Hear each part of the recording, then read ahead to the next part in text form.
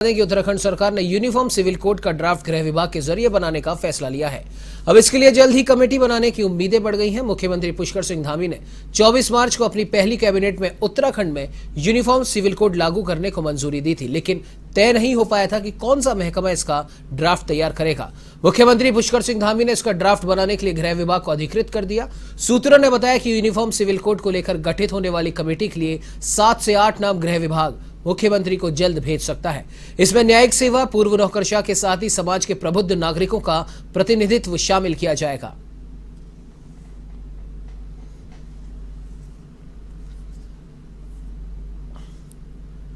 वहीं मंत्री चंदन राम दास ग्वालदम होते हुए थराली पहुंचे, जहां भाजपा कार्यकर्ताओं ने गर्मजोशी से उनका स्वागत किया। उन्होंने कहा कि विधानसभा बागेश्वर की जनता ने उन्हें बहुत प्यार और स्नेह दिया है, जिसका नतीजा है कि वे लगातार चौथी बार बागेश्वर विधानसभा से विधायक चुने गए। उन्होंने कहा कि इस बार वे बीमार थे, बावजूद इसके कार्यकर्ताओं की मेहनत, प्रचार प्रसार और जनता के जनादेश ने उन्हें फिर से सेवा का मौका दिया। उन्होंने मंत्रिमंडल में स्थान दिए जाने पर मुख्यमंत्री का आभार व्यक्त किया और कहा कि जिन विभागों की उन्हें जिम्मेदारी मिली है, उन विभागों के जरिए जन कल्याणकारी योजनाओं को धरातल पर लाकर वे उत्तराखंड की जनता तक विकास कार्यों को पहुंचाएंगे। साथ ही साथ पहाड़ों में उत्तराखंड परिवहन निगम की बसों की गतिविधियां भी बढ़ाई जाएंगी।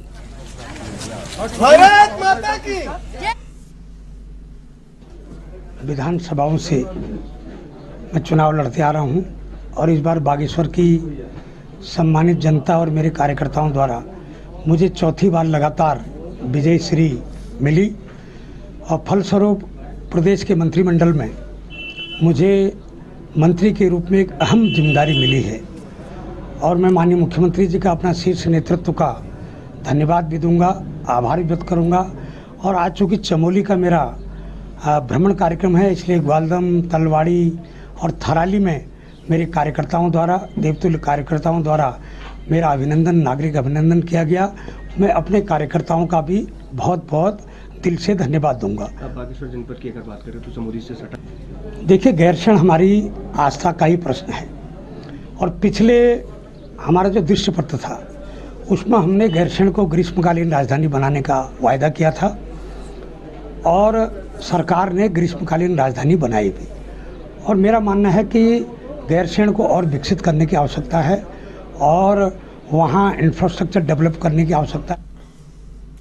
तो एक कांग्रेस में चल रहे भारी कोलाहल और विधायकों के बगावती तेवरों को लेकर पूर्व मुख्यमंत्री हरीश रावत का कहना है कि पार्टी की बड़ी हार होने की वजह से ऐसी स्थिति हुई है। जो सोचा था यदि वो ना हो तो भावनाएं उजागर होती हैं। उन्होंने कहा थोड़ा समय लगेगा, सब शांत हो जाएगा। भाजपा पर तोड़फोड़ की राजनीति का उन्होंने आरोप लगाया।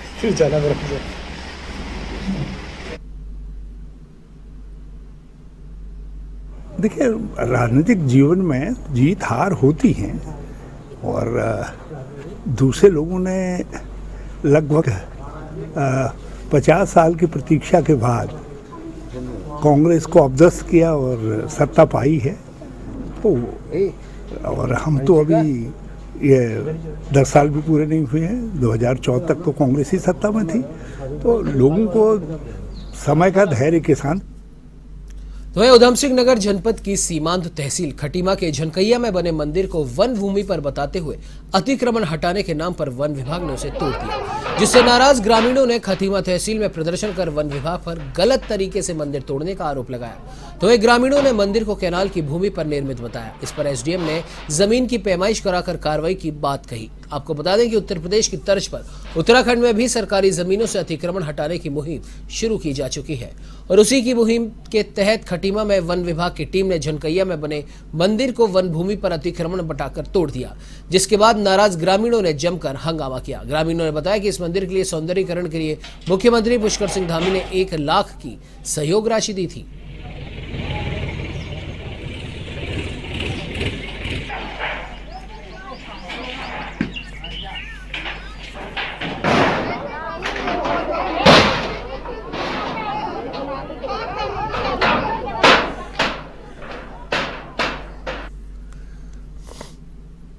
वहीं श्रीनगर के बुघानी रोड के जंगलों में किसी शरारती तत्व ने आग लगा दी और देखते ही देखते आग ने आसपास के जंगलों को भी अपने आगोश में ले लिया, जिससे लाखों की वन संपदा जलकर खाक हो गई।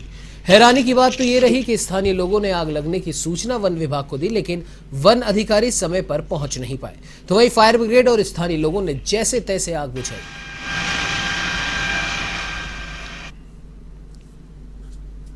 कि बुघाड़ी रोड पर खौला गांव के नीचे आग लगने की सूचना है।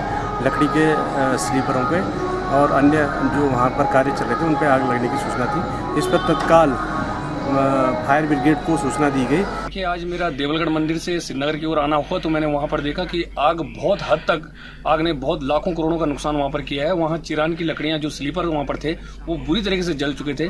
जितना भी कोशिश की मैंने, कुछ लड़के यहाँ पर जो दौड़ मारने आते हैं, फौज की तैयारी कर रहे हैं, उनसे मेरा आग्रह किया गया। उन सभी साथियों ने, युवा साथियों ने मिलकर मेरे साथ जितनी हद तक हो सके आग बुझाई। कुछ नुकसान हुआ? हमें समथिंग 4:45 बजे के लगभग हमें सूचना मिली है कि वहाँ आग लग गई है। हमारे स्टाफ द्वारा पता चला हमें। कितने घंटे में आग पर काबू पाया गया? 2-3 घंटे। तो वहीं उधम सिंह नगर में रीट चड़क पूजा के उपलक्ष्य में सन्यासियों द्वारा हैरत अंगेज करतब दिखाए गए। आपको बता दें कि चड़क पूजा खासकर बंगाली समुदाय के लोग चैत्र माह के अंतिम दिन आयोजित करते हैं और ये अनुष्ठान हैरत अंगेज और लोक आकर्षण का होता है। इस कार्यक्रम के तहत क्षेत्र के गणमान्य व हजारों श्रद्धालुओं ने शिव पूजा कार्यक्रम में भी हिस्सा लिया।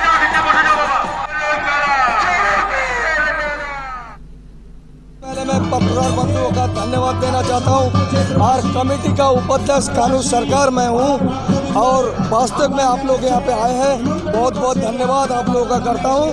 और आज का जो दिन है, बाबा तारकनाथ धाम में एक चड़क बाबा का एक बहुत बड़ा प्रोग्राम किया जाता है, जिसमें कलकत्ता से बाबा जी आते हैं और पीठ में लोहे का कांटे लगा के अभी आप लोगों के सामने कैसे घुमाया जाएगा। चौड़क पूजा कहते हैं इसको।